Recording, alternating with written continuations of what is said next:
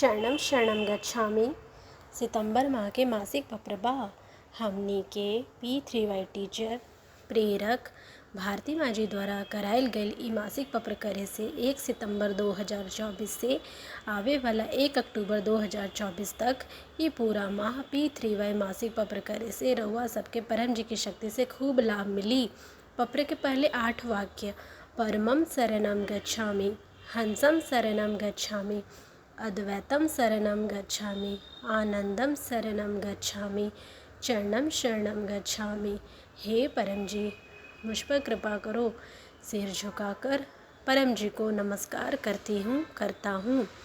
9वां वाक्य: परम जी, सितंबर माह के इस मासिक पत्र में आपन शक्ति दी। आज के ये पत्र करके ये पूरा माह खूब सुखकारी रही। रउआ से निवेदन करी परम जी, ई माह 2 सितंबर 2024 के होवे वाला P3Y शक्ति दिवस क्लास अवश्य अटेंड करब। P3Y शक्ति दिवस क्लास में भारती माजी जी द्वारा करायल गयल शक्ति स्थल से सामूहिक पत्र करे से इच्छा पूर्ति की शक्ति लेब। इस विशेष क्लास के अधिकतम लोगों के प्रचार भी करवाइब। भारती माजी द्वारा शक्ति स्थल से लायल गयल शक्ति जल के नियमित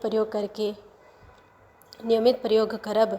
भारती माँ के P3Y शक्ति दिवस पर शक्ति स्थल के यात्रा खूब सुखकारी रही, निर्विघ्न संपन्न रही और हमार भी एकर अधिकतम लाभ मिली।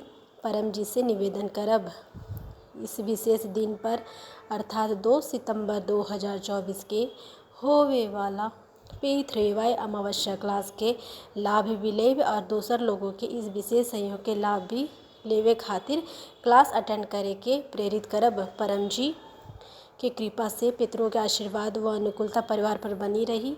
रुकल काम जल्द बन जाई। पितृ तृप्त होकर वंशजों के आशीर्वाद भी दें। ऐसा सामूहिक पत्र भारती माँ के साथ शक्ति स्थल से करके पितृ शांति के शक्ति भी लेब। यह माह आवे वाला गणेश उत्सव के अधिकतम सुखकारी बनावे खातिर 7 सितंबर 2024 से 17 सितंबर 2024 तक होवे वाला सभी P3Y गणेश उत्सव क्लासेस परमधाम में आके और ऑनलाइन माध्यम से अवश्य अटेंड करब। यह गणेश उत्सव में परम जी के कृपा से बापा के अधिकतम प्रसन्न करे हेतु आपन और अपन परिवार के सदस्यों की इच्छा पूर्ति खातिर यथासंभव अपन घर में, मकान में, दुकान में, ऑफिस में परम उत्सव P3Y ऑफलाइन ऑनलाइन क्लास के आयोजन भी करवाइब। P3Y प्रचार के अधिकतम शक्ति लेवे खातिर कोनो मित्र या कोनो जानकार के यहाँ P3Y गणेश उत्सव क्लास के आयोजन भी करवाइब। परम जी, कोनो प्रकार के पितृदोष, भाग्य दोष, ग्रह दोष, वास्तु दोष, काल सर्प दोष, नजर टोक, कोनो करायल गयल बुरे किए कराए के विरोधी के बुरे असर के निवारण खातिर पितरों के अनुकूलता व आशीर्वाद प्राप्त करे खातिर 18 सितंबर से शुरू हुई P3Y पितृपक्ष क्लास अवश्य अटेंड करब। क्लास में भारती माजी द्वारा बनाइल गयल सुरक्षा जल नियमित रूप से घर, मकान, दुकान में छिड़के से सभी प्रकार के दोष निवारण के लाभ भी लेब। पितरों के आशीर्वाद व अनुकूलता परिवार पर बनी रही। रुकल काम जल्द बन जाला। पितृ तृप्त होकर वंशजों के आशीर्वाद भी नहीं।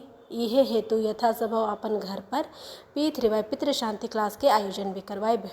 परम जी, ये आवे वाला माह हमार व्यापार नौकरी खातिर खूब सुखकारी रही, खूब आमदनी बढ़ी, बरकत भी बढ़ी। मेहनत से कमाइल पैसा फिजूल खर्ची में, डॉक्टरी खर्च में ना जाए के चाहिए। हमार खेती में, पशुपालन में P3Y करे से खूब लाभ मिली।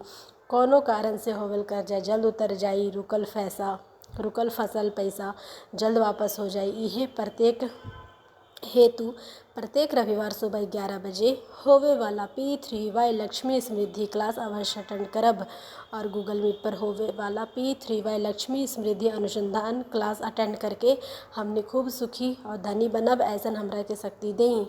परम जी, मौसम के कुप्रभाव, आपदा विपदा, dengue, malaria, diarrhoea, allergy, infection तथा कोनो प्रकार के रोगों से सुरक्षा खातिर 29 सितंबर 2024 अंतिम रविवार शाम 7 बजे P3Y मासिक रोग निवारण क्लास और गूगल मीट पर होवे वाला P3Y रोग निवारण अनुसंधान क्लास अवश्य अटेंड करब।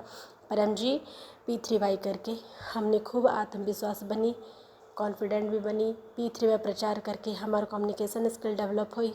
परम जी हमरा के शब्द दी, वाणी दी, मनोबल दी, जेकरा से हम अनजान लोगों में भी P3Y निमंत्रण पत्र द्वारा, P3Y गुड लक कार्ड द्वारा अधिकतम प्रचार कर सकेली और इच्छा पूर्ति के शक्ति ले सकेली।